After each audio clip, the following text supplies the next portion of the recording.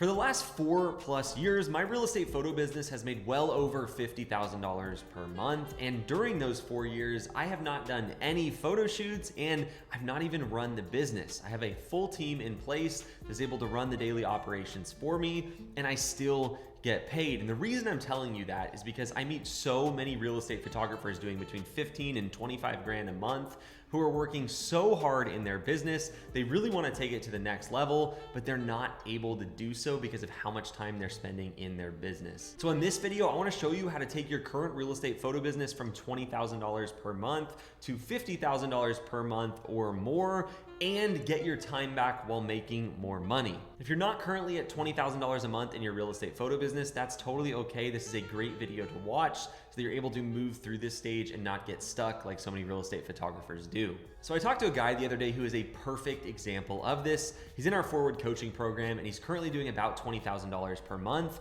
and running around like crazy. It's hard for him to even schedule in a time to talk with our team and help him get his business to the next level. He makes it happen either way, but he's running around basically every hour of every day, making a good amount of money, but certainly not getting to enjoy that money, and is kind of getting tired of the daily shooting every day and is really struggling to get himself to the next level. When you talk to him, it's just kind of this frantic feeling. He's running around, he's got clients doing this, clients calling this, people wanting him to go to this event, and people are pulling him in 1,000 different directions.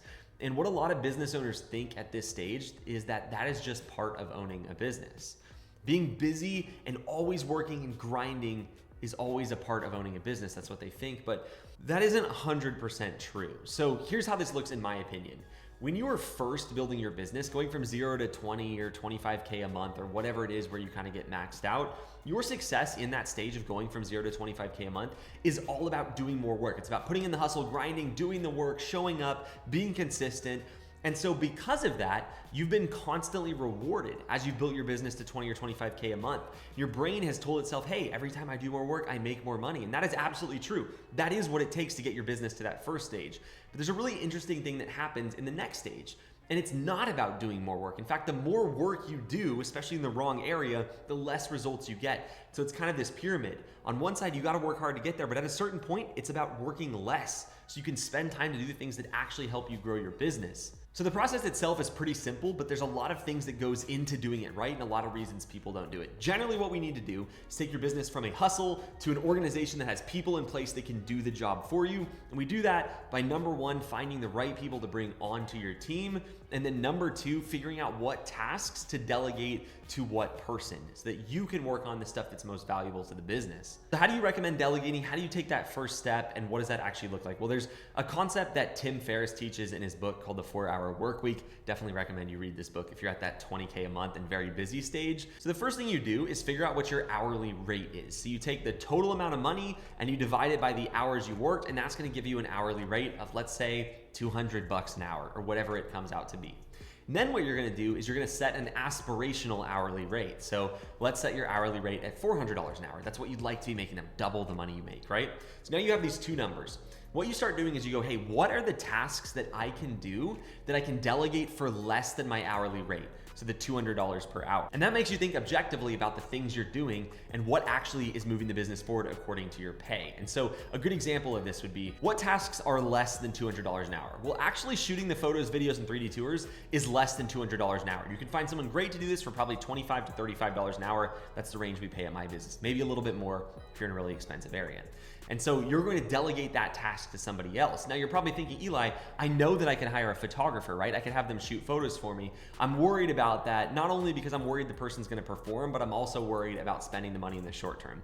And that's the first thing I want to talk about, is that when you first start to delegate, let's say you're making 20 grand a month and you're taking home the vast majority of that because you're a solo operator, you're going to have to take a very temporary step back. And that temporary step back is what messes up so many people, because you're like, I don't want to, I'm working really hard. I don't want to take on more work and make less money in the short term. But what I want you to remember is that every month that you make 20K where you could have made 50, it costs you $30,000. That was the opportunity cost, right? So it feels like you're spending or losing money to take a temporary step back and hiring a photographer. But what you're actually doing is making it so you cannot keep losing that $30,000 that you could be making. And that's why a lot of people just bounce off that 20K a month, because they don't want to take a $2,000 a month step back. So you hire that person that can do the photos for you, right? And they're gonna go do photos, or they're gonna at least take a portion of your shoots, and that's gonna clear up some time. And that's the second part of how you create this leverage so your business can grow, is you say, okay, I freed up, I have my two rates, I have my 400 an hour and my 200. I delegated some stuff that was below the 200. Now, when you add stuff back to your schedule, you only add stuff that is above your aspirational hourly rate. So $400 an hour tasks. So now we're back to thinking, hey, what in my business is a $400 an hour task? Well, anything to do with client acquisition, probably for now makes your business more than $400 an hour, whether that's you getting clients, doing brokerage presentations, meeting with clients, going to lunch with top clients, going to events they invite you to. That was one of the things that the person I talked about earlier in the video wanted to do but wasn't able to do. They're too busy to go to events. But where are they gonna make money? At those events. That's, a 1 hour event. You go and you make a good impression with a bunch of realtors, way more than $400 an hour. So we're strategically shedding the lower value tasks, the below $200 an hour, and we're adding above $400 an hour tasks. So it's not even that we're just delegating below that, it's when we add them back, we add tasks that are more than that aspirational hourly rate. So that's pretty simple, and if you're doing 20K a month, you're like, yeah, Eli, I get it, that's how it works in a perfect world. How does it actually work when I grow my business? I'm really worried about doing that. And so I wanna talk through that portion, the why you're not delegating currently, because I think you probably knew how to delegate, and you knew that was the answer. You were just scared to do it, concerned how it was gonna impact your business. So that's the real thing here. That's why if you're doing 20K a month, you probably haven't delegated. It's not because you didn't know how. Maybe you learned a couple tips just now about the aspirational versus the below what you're currently making, but it's up to you to actually make the decision. So here's a couple things that I commonly hear as reasons why people don't delegate. And I want to talk through them because maybe one of these will strike a chord with you and it will help change your mindset on what that would actually look like. So there's 3 common objections and I'm going to break them down step by step. Number 1 is my clients won't like that. They really like working with me. And that is 100% true. They do like working with you. And so what you have to do is you have to make a decision. Hey, am I going to let my clients' desire to work with me personally prevent me from building a business that I could? If the answer is yes, awesome, do it. Don't scale, right? But the answer is probably not yes. My guess is you want to scale. And so what you're really worried about is that when you hire, your clients are gonna leave and your business is gonna get smaller and it's not gonna get closer to the 50K. And I understand that. One of the most common things people do when they start tasting a little success is they wanna hoard it. They're like, oh, I don't wanna lose this, I built something for myself. And that takes them from growth mode into conservation mode. That's a dangerous place to be because when you start conserving, you start shrinking and you just don't make money. So what you think is actually the scarier option that's gonna result in your business shrinking is actually what's gonna grow it. And this gets cemented by clients a lot of times. You'll hear that client be like, yeah, the reason I use you, Eli, is because I used to work with this guy named Jason and he wanted to scale his business. He hired a couple of photographers and they just weren't good. And so that's why I went to you. And so it creates that loop in your brain. Oh, if I scale, I'm gonna lose clients. And what you don't know is that this hypothetical Jason just didn't scale his business well. And so what you have to know is a couple things. Number 1, the only way that you're gonna get to a $50,000 a month is by bringing people on your team. So if that is your goal, you're gonna have to hire someone at some point. And your clients, just a side hint here, are not gonna leave you just because you hire somebody. They leave you if you hire somebody and you don't train them well and it's not the right person. And so when it comes to my clients won't like that, the way you fix this is you hire properly, means you take a big number of candidates that you find on Indeed. I'll talk more about the hiring process in a different video. And you interview people and you find a smaller number of candidates that are good and you interview more and you find an even smaller number of candidates and then you make a good hire. Once you make that good hire, then you're gonna spend time to train them. The first one, spend a month and a half, spend a month, let them shadow you, let them get to know your clients. Take your time with that first one because it's all about getting your clients to understand that you're not special. It's the process you do that's special and anybody can learn that process. So you train them well, and then once they're trained well, you manage them well. If you do those 3 things, your clients will absolutely love working with that person.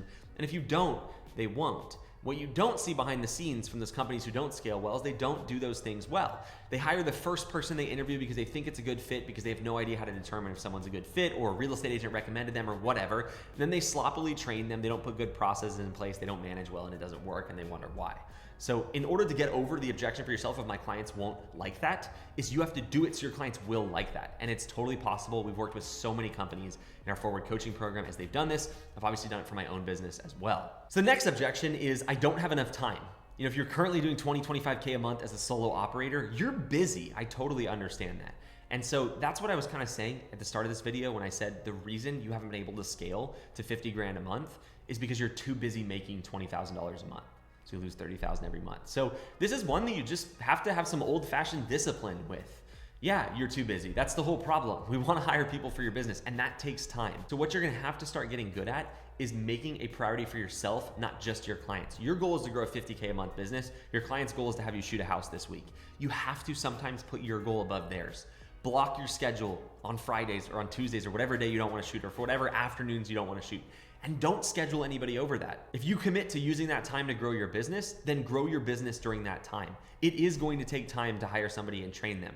Really the hiring part, because the training, you're doing shoots with them, and that's getting work done for your clients as well. So you have to make a point to schedule out time to do this, and don't let anybody book over it. And it's one of the times where you start to learn how to be a manager, because if you can't manage yourself and can't manage to get your own goals done, you're not gonna be a good manager of others. So getting in the hang of prioritizing yourself and not letting your clients manage you, as in tell you have to be at a shoot when you know you need to do something to get your business to 50K, is a skill you gotta learn. So it is gonna take time, and there's never gonna be a good time to do this. You're gonna get busier and busier and busier, and the time you're gonna have to do this is gonna get less and less and less. So today is the best day to do this. Tomorrow is the second best day. You're just gonna have to block out time and make it happen. And the third objection is you just don't know how to do that. You're like, I wanna hire somebody, I don't know how to pay them, I don't know how to structure compensation, I don't know how to train them. And that's absolutely true. And that's what it looks like every time you have to do something new in your business. There's always gonna be that thing that you've never done before that if you do it will unlock your business. And at the same time, it's always gonna be easier to not do it. If you're making 20 grand a month shooting yourself, it's gonna seem easier to just keep doing that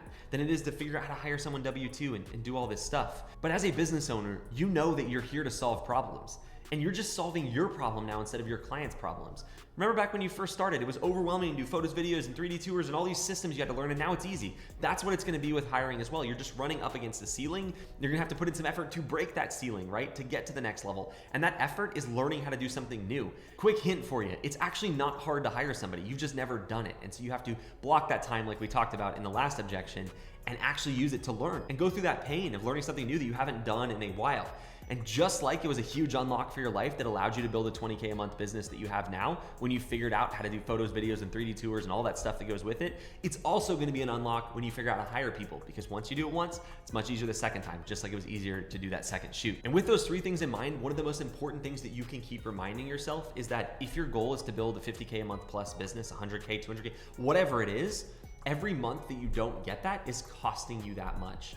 And a lot of times you're too busy to even think that thought because you're running around doing a ton of shoots. And that's exactly what I meant by saying you're too busy making 20K that you don't have the time or the mental capacity or the time to think to figure out how to get from 20K to 50K a month. And so that's why I really want you to think about that principle of the pyramid. You had to do a lot of work to get here, and you're gonna have to do less work of the current work you're doing to get to the next level and get good people in your team. If you'd like to work with my team and I to help you go through this process like we've helped so many other people, we would love to work with you in coaching. One of our favorite things to do is help a photographer transition from a fully booked solo operator into building a real business that allows you to grow your business to the next level, allows you to get time back and really create your business from a hustle into a real business that's an asset for you and that doesn't involve you working every hour of every day. You can find the link to talk with my team about what that would look like specifically for you below. That's all for this video. I'll see you in the next one.